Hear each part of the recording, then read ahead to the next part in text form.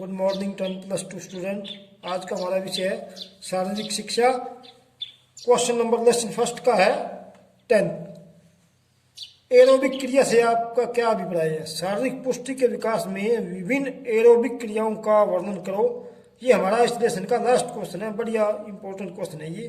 देखो, एरोबिक क्रियाओं का अर्थ।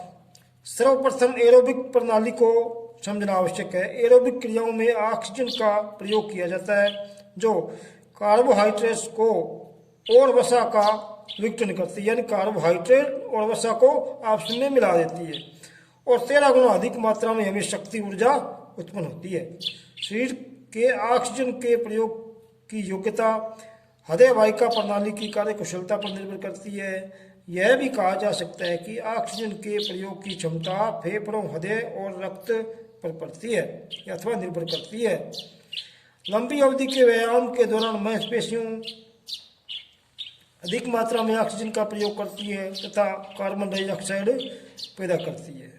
तो एरोबिक क्रियाओं में हमें क्या हल्के फुल्के व्यायाम भी आवश्यक होते हैं। आगे आता है विभिन्न प्रकार की एरोबिक क्रियाएं। नंबर 1 होता है कैलिस्थेनिक्स। शारीरिक योग्यता के विकास के लिए कैलिस्थेनिक का प्रयोग भी आवश्यक होता है। कैलिस्थेनिक के द्वारा केवल सामान्य योग्यता का विकास होता है। अंतर्राष्ट्रीय स्तर के खिलाड़ी के लिए कैलिस्थेनिक केवल सामान्य आधारशिला का कार्य करती है। सेंचुरी शब्दकोश के अनुसार कैलिस्थेनिक हल्की जिम्नास्ट की वृद्धि करना होता है। वास्तव में कैलिस्थेनिक्स एक प्रकार का स्वतंत्र व्यायाम है, जैसे pull up, push up, chest up आदि। नंबर 2 पे आता है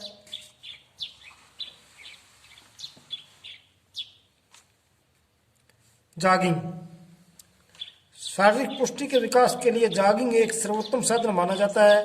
पिछले कुछ वर्षों में यह काफी प्रसिद्ध हो चुका है। यह एरोबिक क्रिया उन व्यक्तियों के लिए सबसे अच्छी क्रिया है जो शरीर के भार को कुछ कम करना चाहते हैं। जॉगिंग को हृदय वाहिका प्रणाली, विशेष रूप से हृदय की करोनरी धमनी की बीमारी से बचाव के लिए बहुत अच्छा माना जाता है। जॉगिंग लंबी अवधि तक करनी चाहिए। जॉगिंग कई प्रकार की जा सकती है, जैसे धीमी गति से चलना, तेज गति से चलना, धीरे धीरे दौड़ना और कुछ तेज गति से दौड़ना। आगे आता है नंबर 3 पे साइकिलिंग।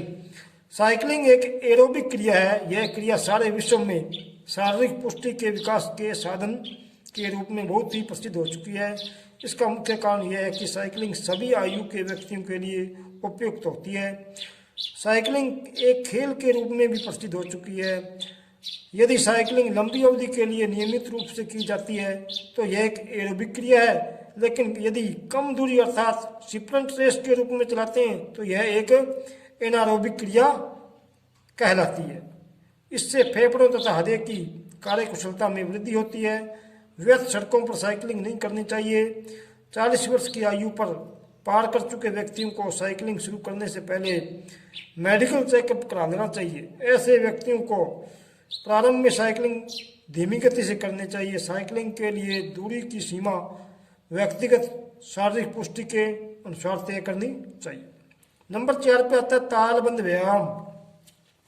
इस प्रकार के व्यायाम में ताल के साथ किए जाते हैं, जैसे लेजियम, डंबल, जिम्नास्टिक में ग्राउंड फ्लोर एक्सरसाइज और लोक नृत्य आदि।